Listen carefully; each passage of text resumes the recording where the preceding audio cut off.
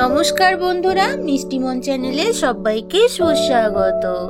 আজকের এসেছি সুজি দিয়ে এক ইউনিক ব্রেকফাস্ট রেসিপি নিয়ে। তাহলে চলুন সবাই মিলে একসাথে কিভাবে রেসিপিটি বানাই মন দিয়ে দেখা যাক। এই রেসিপি বানানোর জন্য এখানে আমি এক বাটি সুজি নিয়েছি এবং বিভিন্ন সবজি এখানে নিয়েছি। ফুলকপি, বিনস, গাজর, মটরশুঁটি। শীতকালে প্রচুর ধরনের সবুজ শাকসবজি পাওয়া যায়, আপনারা আপনাদের পছন্দ মতো সবুজ শাকসবজি নিয়ে নেবেন। এবার একটা মিক্সার গ্রাইন্ডার নিয়েছি, মটরশুঁটিগুলো মিক্সার গ্রাইন্ডারের মধ্যে নিয়ে নিলাম। আর নিয়ে নিয়েছি কয়েক কোয়া রসুন আর একটু আদা কুচোনো, সঙ্গে দুটো কাঁচা লঙ্কা। ঝালটা তোমাদের পছন্দ মতো নিও। এবারে মিক্সিতে গ্রাইন্ড করে নেব জল ছাড়াই। এদিকে গ্যাসের মধ্যে কড়াই বসিয়ে দিয়ে একটুখানি হোয়াইট অয়েল দিয়ে দিয়েছিলাম। হোয়াইট অয়েলটা গরম হয়ে যাওয়ার পরে এখানে দিয়ে দিলাম সাদা তিল। তিলটা এবার একটু তেলের সাথে মিশিয়ে নিয়ে একটু ভেজে নিতে হবে। দেখতেই পাচ্ছ তিলটা ভাজা হয়ে গেছে। এইবারে এখানে দিয়ে দিচ্ছি 2 বাটি জল। যেহেতু আমি এখানে 1 বাটি সুজি নিয়েছি, তাই সেইভাবে 2 বাটি জল নিয়ে নিলাম। এইবার এই জলের মধ্যে দিয়ে দিচ্ছি একটুখানি শুকনো লঙ্কাকে আমি ক্রাশ করে দিয়ে দিয়েছি। তোমাদের যদি চিলি ফ্লেক্স অ্যাভেলেবেল থাকে চিলি ফ্লেক্স দিতে পারো, কোনো অসুবিধা নেই। এবার এখানে দিয়ে দিচ্ছি বেশ কিছুটা ধনিয়া পাতা কুচি। ধনিয়া পাতার জায়গায় যে কোনো পালং শাক, বেথুয়া শাক, মেথি শাকও দিতে পারো। এবং সঙ্গে দিয়ে দিলাম লবণ। চামচ দিয়ে সবকিছু মিশিয়ে নিলাম। জলটাকে এবার ফুটতে একটু টাইম দিতে হবে, কারণ কি জলটা ফুটে গেলে ধনিয়া পাতার অনেক যে ডাঁটাগুলো আছে সেগুলোও সেদ্ধ হয়ে যাবে। এবারে দেখো ভালোভাবে কিন্তু জলটা ফুটে উঠেছে। এইবারে সুজিটা আস্তে আস্তে করে জলের মধ্যে ঢালতে হবে। এদিকে সুজিটা ঢালতে হবে এবং হাতাটা কিন্তু কনস্ট্যান্ট নাড়াতে হবে, না হলে কিন্তু লাম্পস তৈরি হয়ে যাবে। লাম্পস তৈরি হয়ে গেলে কিন্তু একদমই জিনিসটা ভালো হবে না। তাই অল্প অল্প করে সুজি ঢালার সাথে সাথে হাতাটাও সমানে চালাতে হবে, যাতে লাম্পস কোনো না পরে। দেখতেই পাচ্ছ ভালোভাবেই কিন্তু আমার ডোটা রেডি হয়ে গেছে। অনেকটাই কিন্তু আগের থেকে ড্রাই হয়ে গেছে, তোমরা দেখতেই পাচ্ছ। কিন্তু এখানে কিন্তু একটুও লাম্পস কোনো হয়নি, কারণ কি যেহেতু আমি কনস্ট্যান্ট হাতাটা নাড়িয়ে নাড়িয়ে করছিলাম, তার জন্য কিন্তু সুজিতে কোনো লাম্পস রেডি হয়নি। পুরো প্রসেসটা চলাকালীন কিন্তু গ্যাসের ভলিউমটা মিডিয়াম টু লোতে রাখতে হবে। যদি হাই ভোল্টেজে দেওয়া থাকে তাহলে কিন্তু সুজিটা ভালোভাবে ডো ফর্ম হবে না এবং সেদ্ধও হবে না এবং পুড়ে যেতে পারে। দেখতেই পাচ্ছ আমার ডো ফর্মটা কিন্তু সুজির ভালোভাবেই রেডি হয়ে গেছে। এইবারে নামিয়ে নেব গ্যাস থেকে। নামিয়ে নিয়ে একটুখানি ঠান্ডা করে নেব।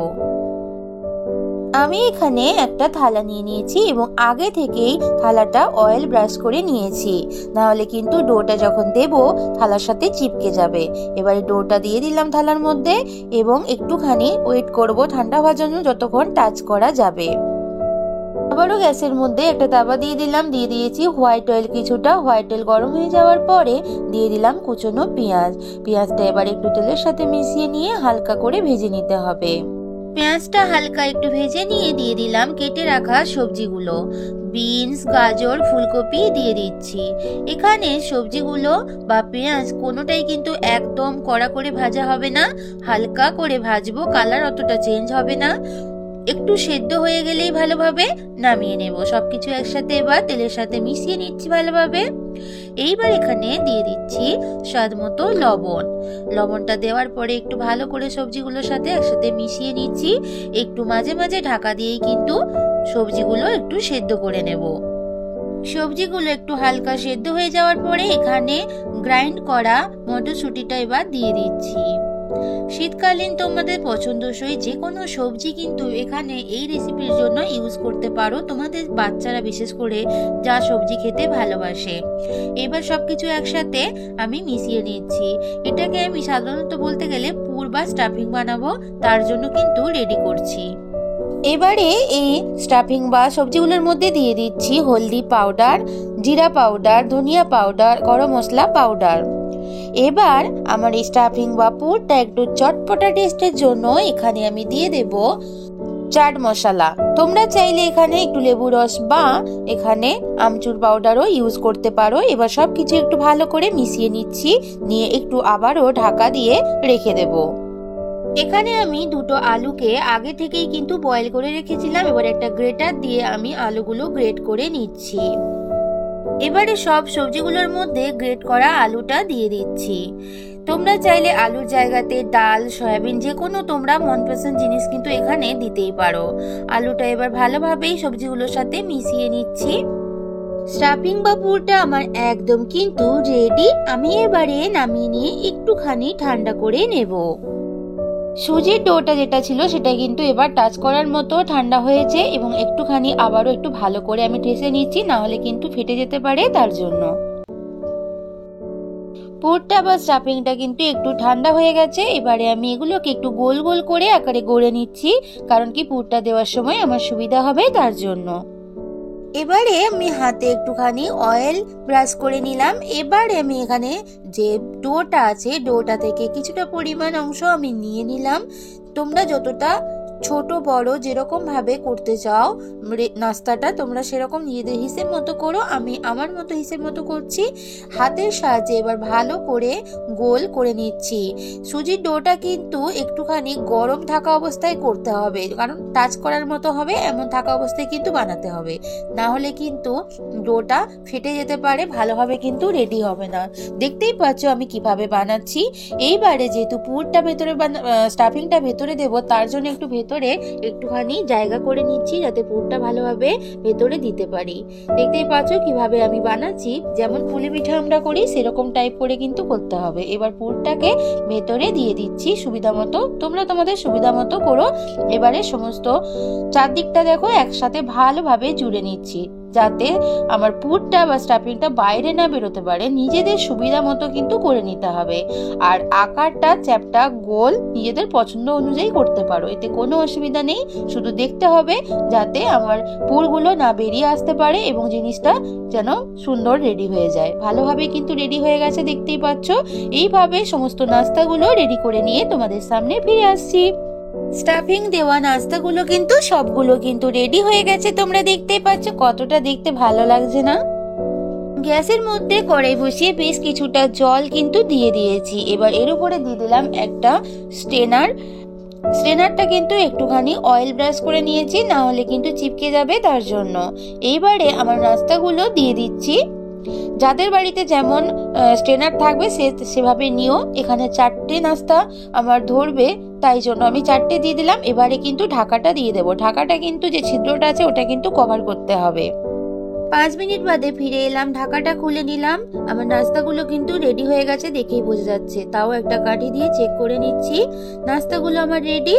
এবারে সমস্ত নাস্তাগুলো এভাবে বানিয়ে নেব, কিন্তু নাস্তাগুলোকে নামিয়ে নিয়ে একটু ঠান্ডা করে নেব, তারপর ফিরে আসছি। এই দেখো বন্ধুরা, সমস্ত নাস্তাগুলো কিন্তু ভালোভাবেই সেদ্ধ হয়ে গেছে। এইবারে একটু ঠান্ডাও হয়ে গেছে, কারণ আমি টাচ করতে পারছি হাত দিয়ে, দেখেই তোমরা বুঝতে পারছো। এবারে নেক্সট স্টেপে চলে যাব। গ্যাসের মধ্যে কড়াই বসিয়ে দিয়ে দিয়েছি হোয়াইট অয়েল। আমি এখানে নাস্তাগুলো শ্যালো ফ্রাই করব। তোমরা কিন্তু একদমই ডিপ ফ্রাই করতে যাবে না, তাহলে কিন্তু নাস্তা যে আসল ফ্লেভারটা কিন্তু পাওয়া যাবে না ডিপ ফ্রাই করলে। যারা মনে করেছো আমরা বেশি অয়েল খাবো না, হেলদি খাবার খাবো, তারা কিন্তু এই অবস্থাতেও ফ্রাই করার আগে তোমরা নাস্তাটা খেতেই পারো, যে কোনো সসের সাথে, যে কোনো চাটনির সাথে, তাতেও কিন্তু খুব ভালোই লাগবে নাস্তাটা। আমি এখানে শ্যালো ফ্রাই করে নিচ্ছি, তার জন্য এখানে নাস্তাগুলো তেলের মধ্যে দিয়ে দিচ্ছি। এবারে গ্যাসের ভলিউমটা মিডিয়াম টু লোতে রেখে ভালোভাবেই কিন্তু নাস্তাগুলোকে ভেজে নেব। দেখো একটা দিক মোটামুটি হালকা হয়ে ভাজা হয়ে গেছে, অপোজিট দিকটা উল্টে দিচ্ছি। এইভাবে কিন্তু অল্প অল্প করে আঁচে বারবার উল্টে পাল্টে নাস্তাগুলো ভেজে নেব। এইভাবে শ্যালো ফ্রাই করলেও যেহেতু সুজি দেওয়া আছে, নাস্তাগুলো কিন্তু অনেকটাই হবে ক্রিস্পি। এতক্ষণ যারা আমার সাথে পুরো রেসিপি জুড়ে ছিলে তোমাদের সবাইকে অসংখ্য ধন্যবাদ। এইভাবে তোমরা আমার সাথে সবসময় থেকো। আমার আজকের এই রেসিপি ভালো লাগলে অবশ্যই কমেন্ট করো এবং লাইক করো, এবং কমেন্ট করে জানিও তোমাদের কেমন লাগলো। নাস্তাগুলো কিন্তু আমার একদম রেডি হয়ে গেছে। এইবারে উঠিয়ে নেব, কারণ আমি একদম লাল করে কিন্তু নাস্তাগুলো ভাজবো না। বেশি ফ্রাই করে লাল করে ভাজলে কিন্তু নাস্তার আসল ফ্লেভারটা কিন্তু পাওয়া যাবে না। নেক্সট ব্যাচেও এইভাবে আমি সমস্ত নাস্তাগুলো দিয়ে দিচ্ছি এবং সবগুলো একসাথে ভালোভাবে ভেজে নিয়ে তোমাদের সামনে ফিরে আসছি। এই দেখো বন্ধুরা, গরমা গরম নাস্তা বা ব্রেকফাস্ট রেসিপি রেডি। আমি এখানে ধনিয়া পাতা এবং টমেটোর মিক্সড চাটনির সাথে সার্ভ করে নিয়েছি। তোমরা তো এই রেসিপিটি বানাও আর মনপসন্দ চাটনির সাথে সার্ভ করো। আমার আজকের এই রেসিপিটি যদি ভালো লাগে অবশ্যই নিজের বন্ধুদের মধ্যে একটু শেয়ার করে দিও, আর অবশ্যই লাইক করো এবং বাড়িতে বানিয়ে খেও এবং জানিও আমাকে তোমাদের কেমন লাগলো।